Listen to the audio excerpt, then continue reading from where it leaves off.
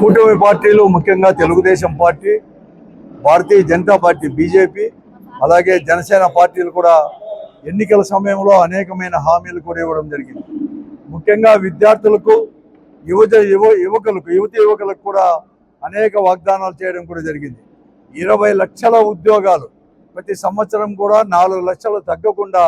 అవన్నీ కూడా ఫిలప్ చేస్తామని చెప్పేసి, అలాగే ఈ విద్యార్థులకు వచ్చేసి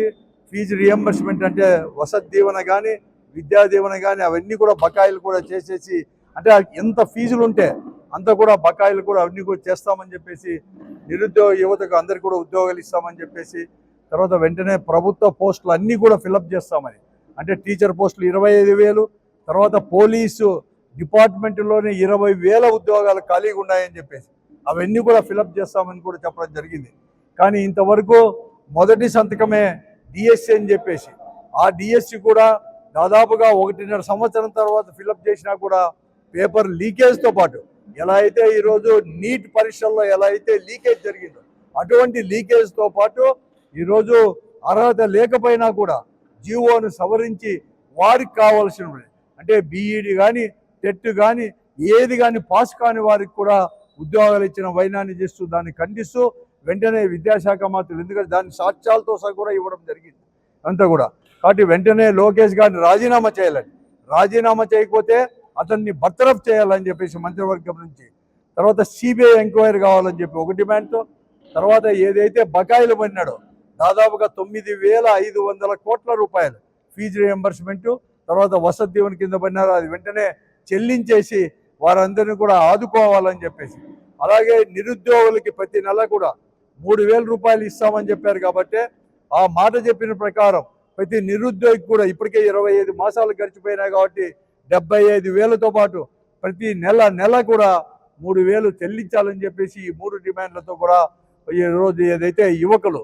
తర్వాత నిరుద్యోగులు, ఈరోజు తటస్థులు ఏదైతే ఉద్యమం చేస్తున్నారో ఆ ఉద్యమానికి సంపూర్ణంగా కూడా వైఎస్ఆర్ కాంగ్రెస్ పార్టీ జగన్మోహన్ రెడ్డి నాయకత్వంలో సంపూర్ణంగా కూడా మద్దతు ప్రకటిస్తూ, అలాగే వైఎస్ఆర్ కాంగ్రెస్ పార్టీ కూడా వారందరికీ కూడా సపోర్ట్ చేయాలని చెప్పేసి ఈ నెల 6, 7, 8, 9 తేదీలో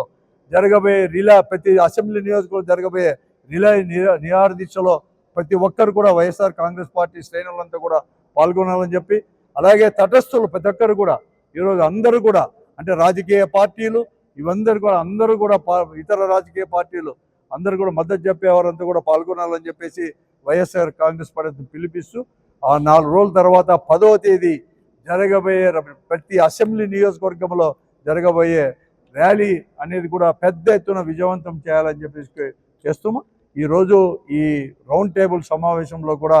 నేను కూడా అందరూ కూడా దాన్ని కూడా మద్దతు కూడా ప్రకటించారు. ముఖ్యంగా ఈరోజు యువత ఇది కడుతున్న దాన్ని అందరూ కూడా శాఖ అధికారి కానీ, అలాగే మన రిటైర్డ్ ప్రిన్సిపాల్, తర్వాత ఉత్తమ అవార్డు అందుకున్న రంగస్వామి గారు కానీ, ఆ తర్వాత శంకరయ్య గారు, అలాగే ముఖ్యంగా విద్యార్థి అక్కడి నుంచి ఎస్కే యూనివర్సిటీ వచ్చిన విద్యార్థి నాయకుడు సురేష్ గారు, వారందరికీ కూడా ప్రత్యేక ధన్యవాదాలు తెలుపుకుంటూ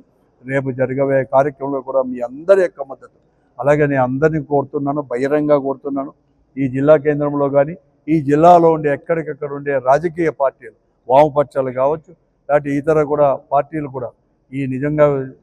ప్రజల సమస్యలపైన ఏదైతే వైఎస్ఆర్ కాంగ్రెస్ పార్టీ నిర్ణయం తీసుకుందో నిరాహార దీక్షలు కానీ అలాగే ర్యాలీలో కానీ దాంట్లో కూడా మీ మద్దతు ప్రకటించాలని చెప్పేసి కూడా ఈ సందర్భంగా వారికి కూడా ఆహ్వానం కూడా పలుకుతున్నాం. వారందరినీ కూడా కోరుతా ఉన్నాం కూడా వైఎస్ఆర్